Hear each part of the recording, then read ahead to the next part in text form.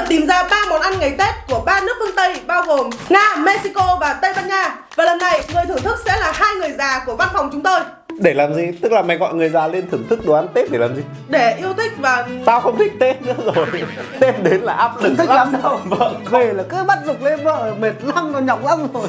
thằng em anh nó nói chuyện cứ lắp ba lắp bắp, nói thật luôn đấy. Món đầu tiên đến từ đất nước nào? Nga, salad. Với tên gọi Với tên gọi là salad Nga. Salad là món ăn không thể thiếu trên bàn tiệc vào những ngày lễ Tết tại Nga. Chúng ta có món salad Oliver. Trong tiếng Nga, Oliver đồng nghĩa với một ngày lễ lớn trong năm, nên món salad Oliver thường được làm vào dịp năm mới hay các dịp lễ trong năm. Nguyên nhân những người dân Nga chọn đây là món ăn được làm vào ngày Tết là bởi nguyên liệu làm ra món ăn này khá dễ kiếm và rất dễ tìm thấy vào mùa đông.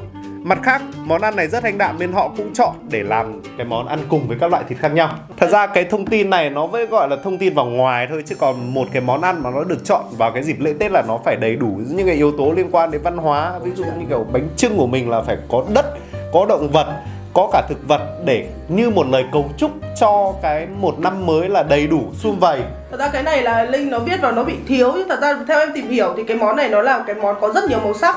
Và ở Nga thì thường đất của nó khá lạnh, cho nên người ta rất thích ăn những cái salad mà nó nhiều màu sắc như thế này, bởi vì xung quanh họ chỉ có màu trắng thôi. Đó, nên là họ muốn thể hiện là một năm đủ đầy may mắn. Đấy, nó phải như thế chứ. Uy tín, có uy tín. Nữa như thế. Bên ngoài ra thì Nga ăn rất là nhiều thịt, cho nên họ cần một cái món salad để ăn kèm. Tức là Và trong salad của họ là tôi cũng thấy có thịt luôn đấy. Đúng vậy. Cái salad Oliver này là mình làm hay là mua ở đâu?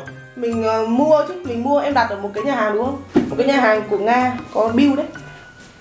Có bill à? Đưa đây. Kiểm tra thanh tra.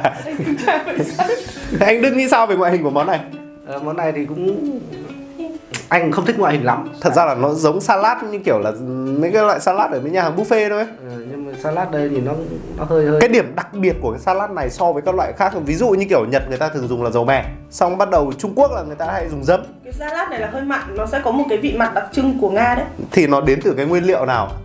Muối. Không, nó... Không, thật mà, nó sẽ có cả muối. Tức là nó sốt sền sệt này thì nó có thể là mayonnaise, nó có thể là sốt trứng, nó có thể là cái gì đó. Thì đó nó có mayonnaise, muối, bởi vì là ở bên Nga thì người ta không có nhiều nguyên liệu gia vị như mình nghĩ đâu.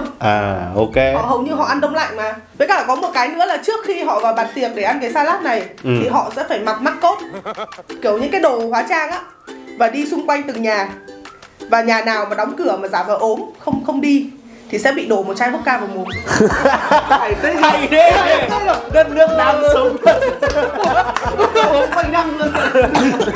Nếu mà phát hiện là giả vờ ốm là sẽ bị đổ nguyên một chai vodka vào mồm đấy. Thế tao phải giả vờ ốm suốt ngày. Cũng được. Gọi mascot là thường mascot bên đấy là có con gì? Mascot nói chung là kiểu hóa trang ấy, những cái đồ mà mặc nó cái gì rồi, đồ cao bồi ấy, các thứ đồ ấy. Này. Nào, xin mời. Ở bên trên này sẽ thấy có hạt ô liu à? Có ô liu này. Cà rốt, khoai tây. Cái trắng trắng này là cái gì? Trứng à? Chắc là trứng đúng không? Hành, onion. Hành.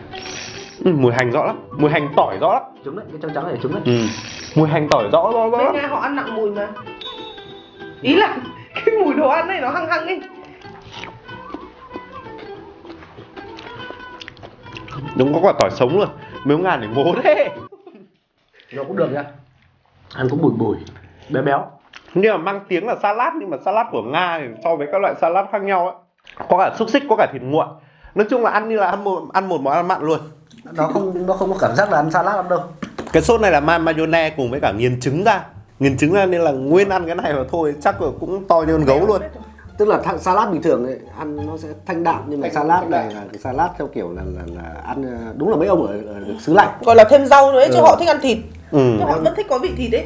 Tao cũng thích, nhưng mà salad kiểu gì này.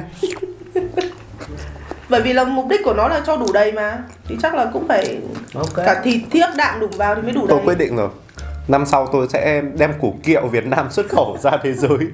Nhỉ? Thằng nào mì tôm hảo của mình ở bên Nga ấy, bán chạy lắm. Đúng rồi, xuất khẩu chạy. Có cả version mì tôm hảo của phiên bản Nga mà bán chạy cực kỳ luôn. Đồ ăn Việt Nam của mình cũng phải khác biệt hẳn. Cái hương vị nó trung hòa, nói chung là anh Đức chấm cái này mấy điểm ạ? Thực ra nếu mà không bỏ cái từ salad vào, gọi là món ăn Nga đi thì nó cũng ok đấy. Nó ok. Ok. Nó không được mang tiếng salad lắm thôi. Cho nó là 7 đến 8 điểm. Cái này tôi nghĩ là quả ô liu thật ra nó là đỗ. Tức là ăn cái này lại càng bùi, càng ngậy, càng béo. Vậy. Yeah, tuyệt vời. Đất nước thứ hai là đất nước nào? Đất nước thứ hai chúng ta là Tây Ban Nha. Nho tại Tây Ban Nha nhìn trông có vẻ đơn giản, nhưng khi hồi chuông đầu tiên ngân lên, người dân Tây Ban Nha sẽ cùng bỏ quả nho đầu tiên vào miệng. Chỉ sau 2 giây, hồi chuông thứ hai rung lên, mọi người sẽ tiếp tục thưởng thức quả thứ hai. Suốt 12 hồi chuông là 12 quả nho may mắn. Nếu có thể ăn liên tục 12 quả ở tiếng chuông cuối cùng, bạn sẽ gặp may mắn trong một năm mới. Mỗi quả nho đại diện cho một tháng trong năm. Người Tây Ban Nha quan niệm nếu không ăn hết 12 quả nho thì coi như là gặp xui xẻo. Mặc dù không biết chính xác phong tục này đến từ đâu, thế nhưng mà nhiều người cho rằng truyền thống này bắt nguồn từ những năm 80 của thế kỷ 19. Thì tức là khi mà điểm 12 giờ nó sẽ rung 12 hồi chuông. Thì cái hồi chuông đầu tiên nó lên thì nó sẽ là ăn 1 quả, hồi chuông thứ hai là ăn 2 quả, hồi chuông thứ ba là ăn 3 quả. Không, sai rồi. Tức là sau 12 hồi chuông thì tổng số lượng anh ăn là 24 quả. Có phải không nhỉ? Mỗi hồi 2 quả. Là 12 quả, có nghĩa là cứ mỗi 2 giây là anh ăn 1 quả. Tức là cứ mỗi một hồi chuông rung lên là anh sẽ cho một quả vào mồm. Đó, thì 12 quả đại diện cho 12 tháng trong năm. Cho nên là anh ăn hết được 12 quả thì cả năm anh sẽ đủ đầy. Thế à? Tao tưởng là thế thì có gì thách thức đâu. Chứ tao tưởng là hồi thứ hai ăn 2 quả, hồi thứ ba ăn 3 quả. 12 quả thì tức là sau 24 giây, sau 24 giây đấy phải ăn hết 12 quả. Đó. Ok, nào mày hồi chuông đi. Hồi chuông nha. Khiếp, ăn Tây Ban Nha ăn như kiểu chạy KPI ấy. Một năm chạy KPI. 3, 2, 1. Bong. Bong.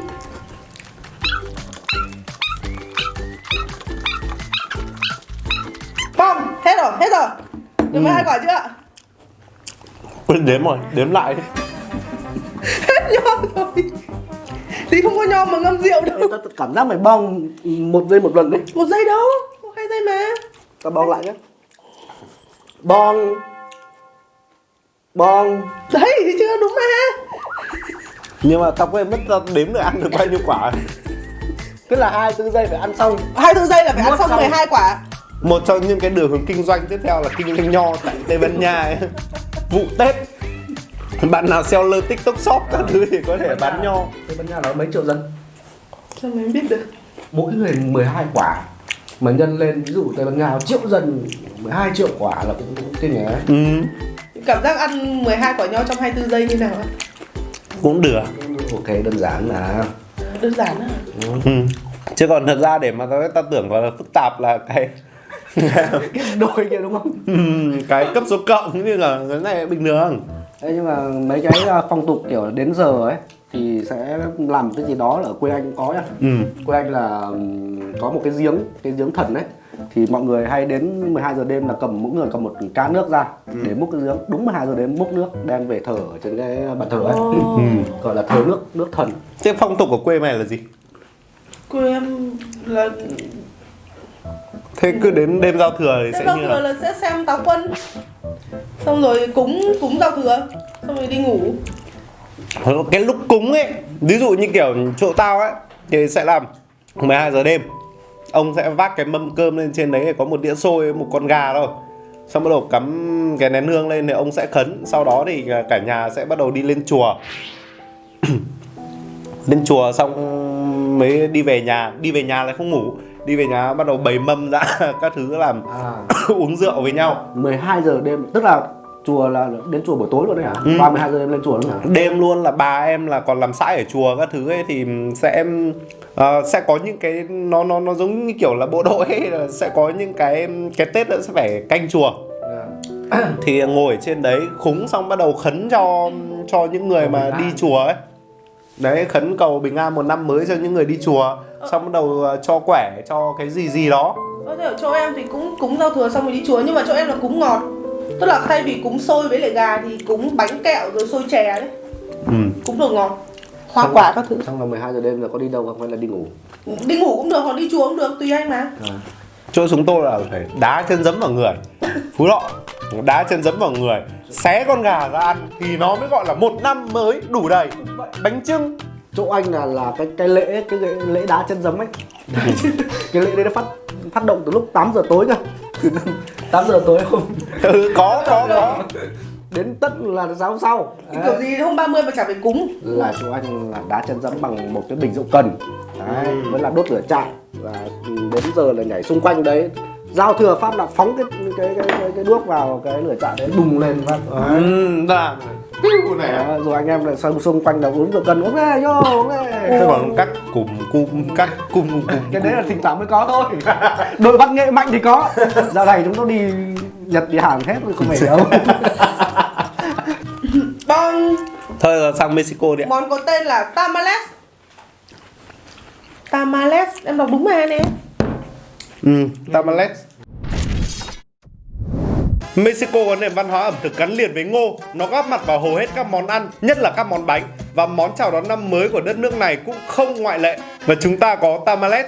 Bánh này được làm từ bột ngô nhồi với thịt, phô mai kèm theo các gia vị khác, rồi dùng vỏ ngô để bọc bên ngoài. Bánh tamales làm không khó nhưng cực kỳ vui bởi vì đây là dịp của mọi người tụ họp với nhau để cùng gói bánh. Có lẽ vì chính đặc trưng này mà món bánh tamales được xem là món bánh truyền thống đại diện cho thời điểm tiễn đưa năm cũ và chào đón năm mới trong sự đoàn viên của gia đình và niềm vui lan tỏa.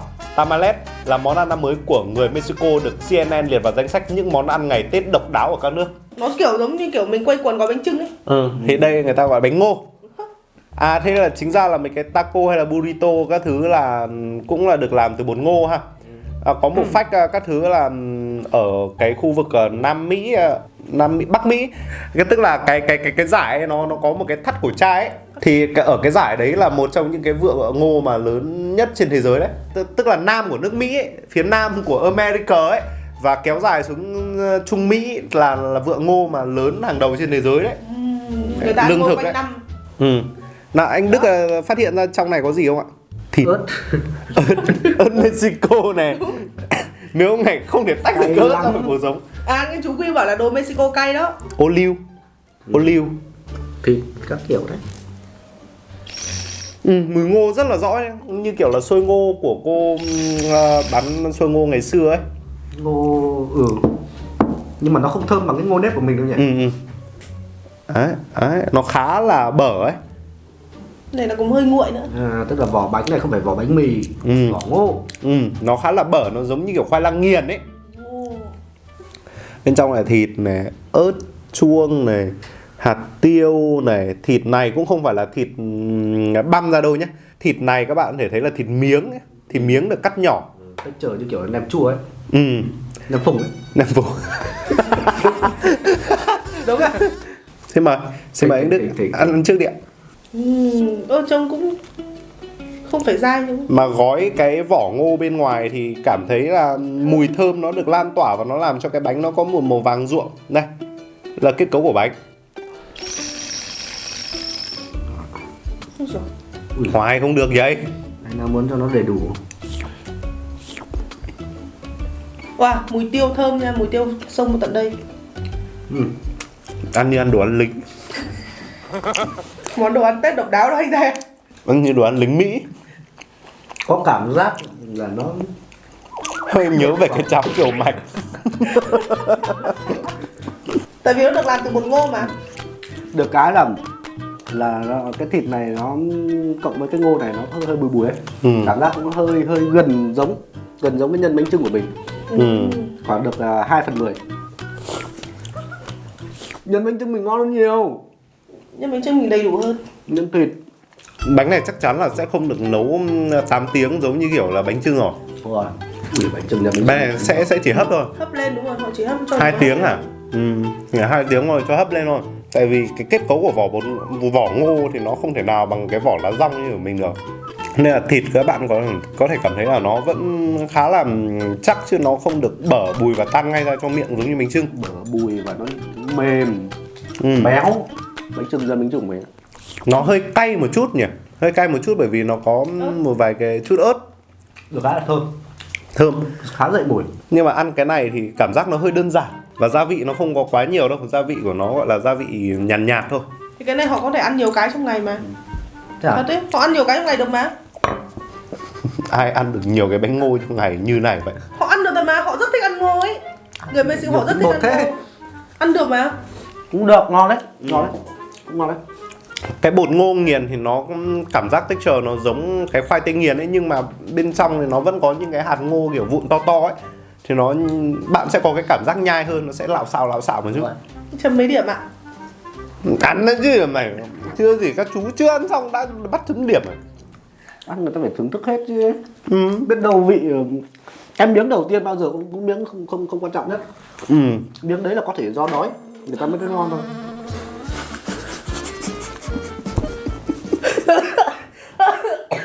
Mà ăn được đến miếng cuối cùng này là đã là một sự khẳng định rồi. Đâu, không cần phải khen, người ta ăn hết rồi người ta đã biết rồi. Khô lắm. Miếng cuối cùng khô vì sao? Cái này chắc phải đi kèm một loại đồ uống nào đó. Vậy, loại đồ uống này nó phải uống mà uống vào nó phải dậy.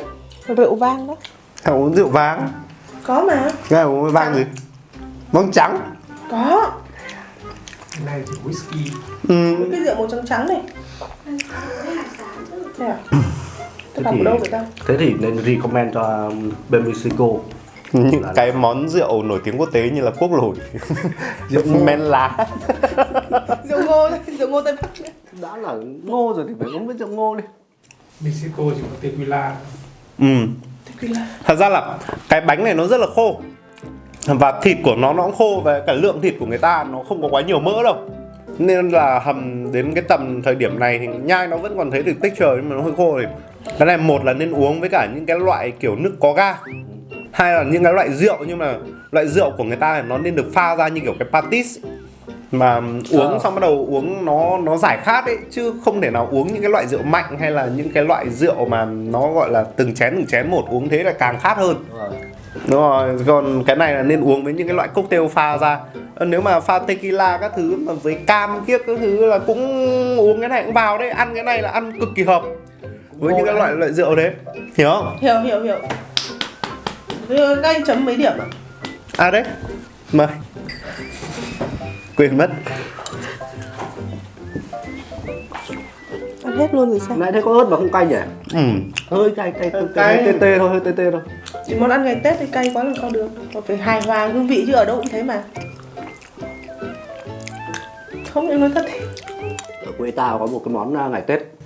Lúc này cái salad của mấy ông Nga lại ngon hơn hẳn luôn nhỉ. Ở quê anh là có cái món mùng 1 nhưng mà vẫn rất là cay nhá. Ăn người ta thường ăn vào mùng 1. Đó là nồi lẩu. Anh em thường là làm nồi lẩu ra. Quê tao bọn trẻ con là cũng ăn mấy món khá cay vào mùng 1 đấy. Ví dụ như ồn quá là hay bị ăn vả. Cái món cay nhất là cái món karaoke của hàng xóm. Thế là Hạ Long mày là món gì? Cảm ơn vì thông tin vô cùng giá trị vừa rồi. Bây giờ ăn vào mình thấy là salad của ông Nga này là ăn ngon từ đầu đến cuối luôn. Tức là salad này là cũng phải là một trong những món ăn thôi. Món ngô này 7 điểm. Cũng tầm 7 điểm thôi. Không khó có thể hơn được lắm. Trong 3 món này thì các anh thích món nào nhất? Nho. Số lần này đến đây là đã kết thúc. Các bạn nếu như mà có những cái món ăn nào thì hãy comment ở dưới cho chúng tôi. Vâng, xin chào và hẹn gặp lại ạ.